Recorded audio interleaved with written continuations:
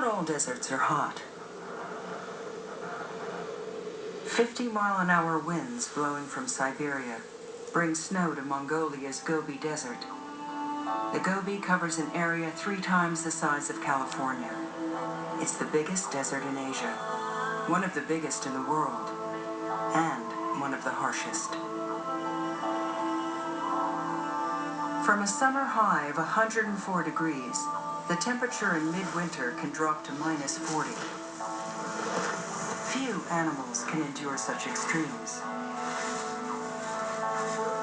It took camera crews 2 months to film one of the Gobi's hardiest and rarest inhabitants. Barely 800 survive here. Bactrian camels are not just scarce, they're skittish. They can smell a man 4 miles away and be gone in the blink of an eye.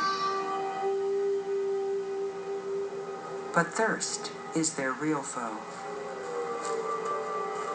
For 2 months, snow here never melts. The air is too cold and too dry.